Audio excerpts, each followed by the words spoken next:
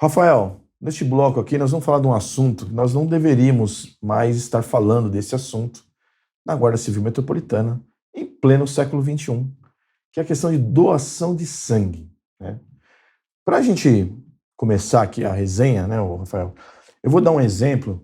Teve uma ação lá, muito tempo atrás, de um médico que foi doar sangue no dia 31 de dezembro. E aí ele foi punido, né? E aí ele recorreu da punição e perdeu. Mas ele era um médico especialista de plantão no dia 31 de dezembro. Então o que acontece é que a justiça entendeu que ele era essencial ao funcionamento daquela área médica, né? Na Guarda Civil Metropolitana, algumas pessoas parecem que tendem a tratar o guarda como sendo um neurocirurgião. Só tem um. Nós somos 5.800 e pouco aí na lida, né? Porque, graças a Deus, estão vindo mais quase 1.000 aí, conforme o bloco anterior.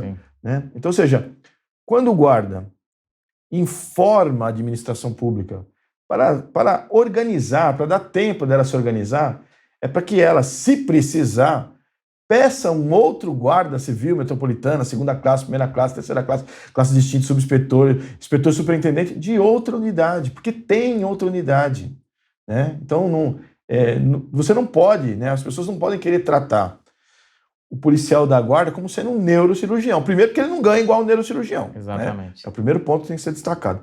E o segundo é que a maneira como a Guarda Civil trabalha, ela trabalha no policiamento. Então, ou seja, nós temos volume, nós temos quantidade de policiais.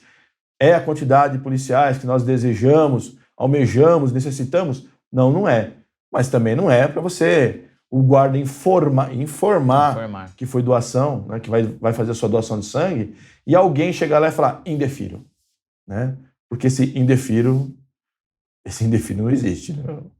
Fala um pouquinho aí, Rafael. Exatamente. E é engraçado, né, Vilar? Porque eu sou relativamente jovem, pelo menos nos meus olhos, né? A sua barba não tá branca. A barba não tá branca. Eu nasci em 89. A lei de doação de sangue é de 1950. Faz pouco tempo, né? Faz pouquinho tempo, né, Vilar? O Brasil não tinha levantado a taça do tri ainda, né? Não. Não tinha. Então ela é bem novinha, a lei, né? E aí talvez não tenha dado tempo das pessoas se adequar. Mas enfim, dentro da Prefeitura de São Paulo e na Guarda Civil, a gente tem um decreto, que eu até anotei ele aqui, que é o 56.126, que ele estabelece alguns parâmetros, né? Sim. E quais são os parâmetros que ele estabelece, né? Que o servidor, ele vai poder fazer 3 doações de sangue ao longo do ano e que essas doações não poderão ter um intervalo menor que 60 dias. Apenas. Sim. Apenas. Em consonância com a legislação federal, né? Exatamente, em consonância com a legislação federal, que deixou vago, por exemplo, na questão da quantidade de doações por ano, né? Sim. O que que eu fico estupefato é porque eu fico sabendo, assim, diversas teses, né? Então, uma delas, as pessoas acham que a pessoa que está doando sangue porque ele não quer trabalhar, porque ele é vagabundo. Não é assim, né, Vilar? Pelo contrário, é digno de elogio conforme a legislação. Sim. Quem está doando sangue está salvando até 4 vidas, uma única doação, né? E aí, no exemplo que você deu, né, eu acredito que, achismo meu, tá, Vilar? Mas dentro da corrente, eu acredito que o despacho foi no sentido assim, você tinha um neurocirurgião, né, que ele estava lá de plantão lá no dia 31. Então, sim, assim, ó, aquele neurocirurgião doando sangue, ele salvou até 4 vidas. Mas ele estando de plantão, ele salvaria, sei lá, 10, talvez algo nesse sentido, não sei. Sim. E aí levaram em tese. Agora, a gente tem mais de 6.000 guardas hoje, gente. Sim. Realmente é possível fazer o planejamento. O chefe, ele faz convocação para que o guarda venha na jornada extra, para reunião bimestral. Sim. Planejamento. Exatamente. Reuniões diversas para ir no evento da Câmara para eventos diversos, e ele não pode fazer o planejamento para o guarda que vai doar sangue? Sim, então. Ou seja, na verdade, quando o policial... Eu acho até interessantíssimo você ter um mecanismo de propiciar o planejamento. Então, ou seja, o policial vai lá, preenche lá um documento, informa a administração da unidade, fala, olha, no dia X eu pretendo doar sangue. E aí o que acontece? O que a administração tem que fazer é se planejar. Exatamente. Então, ou seja, se houver uma missão para aquela unidade que necessite de um número de guardas além do que a unidade tem, ela faz o quê? Pede para outra unidade. É simples assim. Não, né? Isso não acontece no Lollapalooza? Sim. Não acontece no Carnaval? Sim. Não acontece para Marcha para Jesus? Acontece. É só ter planejamento. Informou antes, agora veja bem.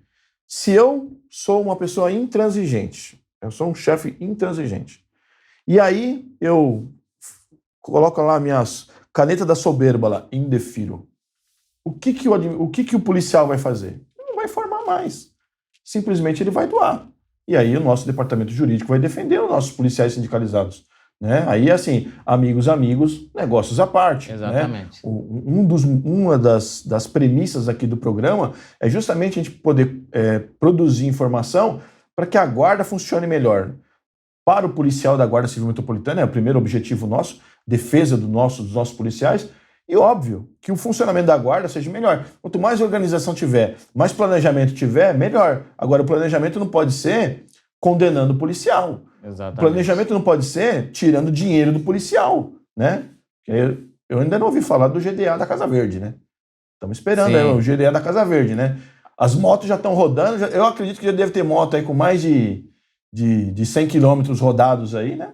Sim. Bem mais, né? Já deve ter bem Será mais. que a gente vai ter que... Bem mais de 100 quilômetros rodados, né? Será que a gente vai ter que colocar contagem? Igual a gente colocou da periculosidade, estamos há tantos dias, vamos ter que fazer isso com a GDA da Casa Verde, Vilar? Esperemos que não, né? Então, o programa tem essa premissa, proteger o policial e poder propiciar uma ferramenta de organização para a guarda. Porque às vezes tudo bem, esqueceu, né?